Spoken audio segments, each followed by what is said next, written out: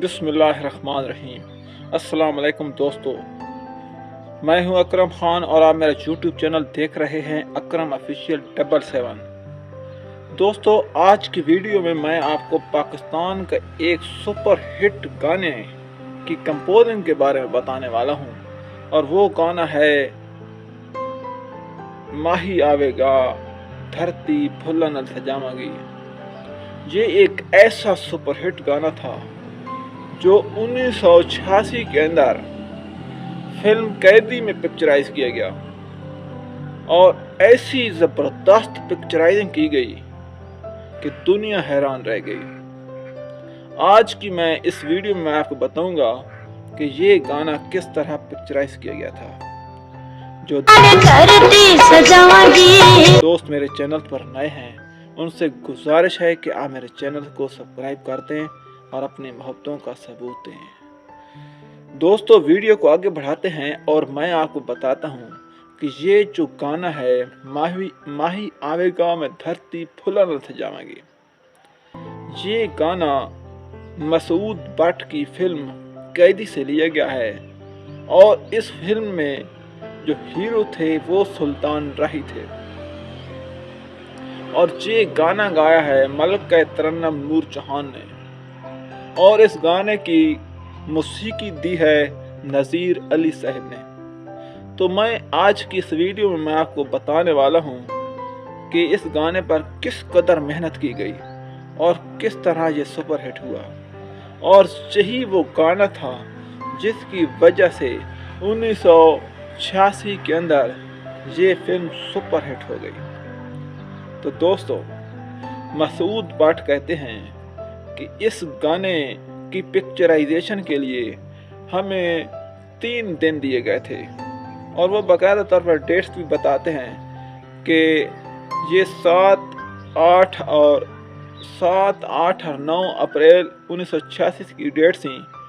कैदी फिल्म मुकम्मल हो चुकी थी, सिर्फ ये गाना बाकी था, और जो प्रोड्यूसर था उसने हमें हदायत की थी कि ये गाना आपने किसी खूबसूरत तरीन जगह पर पिक्चराइज करना है।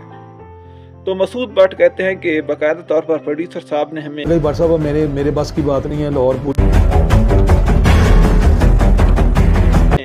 एक गाड़ी भी थी, तो हम शुमाली इलाका जात में चले गए। वहाँ पर कश्मीर, गवान, कलाम, सरगोदा के कुछ मखसूस मकामात और लाहौर में जितने भी खूबसूरत पार्क हैं सब हमने चेक किए, देखे, लेकिन कोई जगह पसंद ना आई। तो मसूद भट्ट कहते हैं कि उन्हीं दिनों में हमें एक मशहूर और मारूफ म्यूजिक डायरेक्टर मिले। तो उसने कहा कि हाँ जी मसूद भट्ट आपने क्या वो गाना पिक्चराइज किया या नहीं किया जो आपकी फिल्म कैदी में बाकी था? तो मैंने कहा नहीं। तो उसने कहा क्यों नहीं? तो मैंने उसको जवाब दिया कि यार मुझे तो कोई खूबसूरत जगह मिली नहीं, मैं तो 3-4 दिन से फिर हूँ, जगह नहीं मिल रही। तो उस म्यूज़िक डायरेक्टर ने मुझे बताया कि मेरे घर में एक खूबसूरत लॉन है, आप उस जगह पर आ जाएं, तो उम्मीद है आपको वो जगह पसंद आ जाएगी।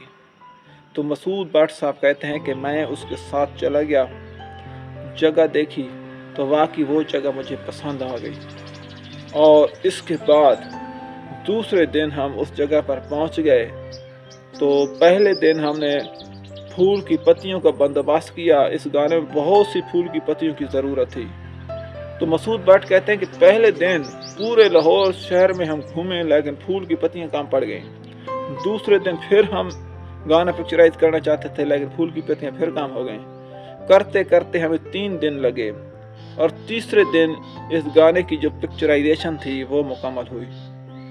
इसके बाद दूसरी जो कहानी बताते हैं म्यूजिक डायरेक्टर की, तो बंदा हैरान रह जाता है यार कि ये नसीबों की बात होती है। बड़े बड़े जो म्यूजिक डायरेक्टर होते हैं, जो बड़ी बड़ी किस्मत वाले लोग होते हैं, बड़े बड़े फनकार होते हैं, उनकी किस्मत में वो चीज़ नहीं होती जो एक आम से बंदे के नसीब में हो जाती है।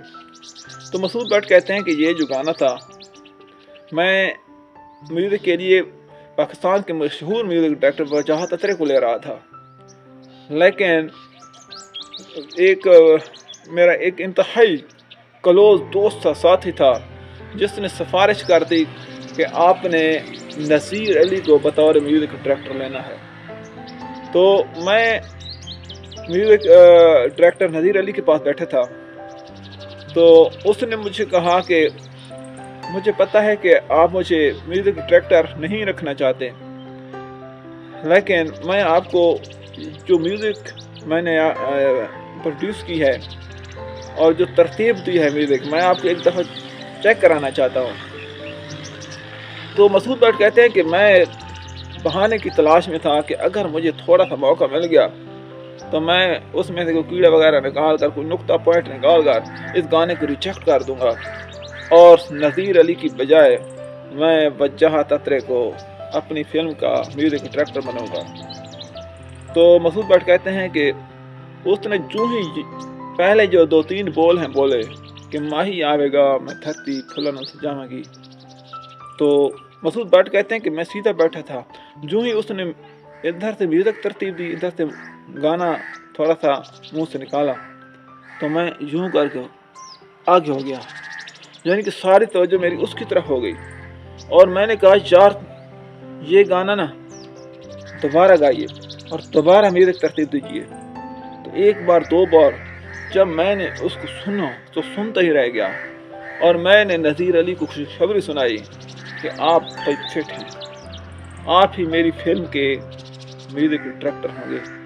اور یہ گانا پھر ترتیب دیا گیا، پکچرائز کیا گیا، اور جب گانا سینما کی زینت بنا تو سینما کے اندر دھوم مچا دی۔ تو مسعود بٹ کہتے ہیں کہ پہلے ہی دن سینما میں جگہ نہیں تھی، سینما میں لائنیں لگی ہوئی تھیں، ہاؤس فل ہو گئے تھے، اور مسعود بٹ کہتے ہیں کہ ہم فلم دیکھ کر بھی باہر آ ہی رہے تھے۔ پہلے دن جب فلم ریلیز ہوئی تھی تو باہر جاوید شیخ اور سلمہ آغا مجھے راستے پر ملے، تو انہوں نے کہا کہ اس فلم کا ہم نے گانا سنا، بہت ہی خوبصورت ہے، ماہی آوے گا میں دھرتی پھلن نال سجاواں گی، کیا اس گانے کا آپ کے پاس پرنٹ ہے؟ تو پلیز مجھے دے دیجئے۔ سلمہ آغا کہہ رہے ہیں کہ پلیز مجھے دے دیجئے، میں ہندوستان جا رہی ہوں، میں ان کو دکھاؤں گی کہ پاکستان میں ایسے گانے بھی بنتے ہیں۔ تو پھر میں نے اس کو وہ گانا جو پرنٹ میں تھا اس کو دے دیا، اور وہ گانا ہندوستان میں لے گئی اور ان لوگوں کو بتایا کہ یہ دیکھو کہ ایسے گانے بھی پاکستان میں بنتے ہیں، اور وہاں کے لوگ یہ گانا سن کر اور دیکھ کر حیران رہ گئے۔ تو دوستو آج کی یہ ویڈیو امید ہے آپ کو بہت ہی زیادہ پسند آئی ہوگی۔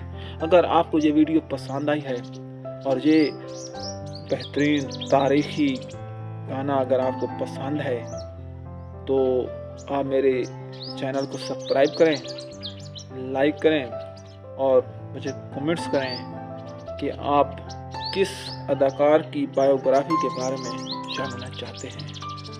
اس کے ساتھ ہی اکرم خان کو دیجیے اجازت۔ اللہ حافظ۔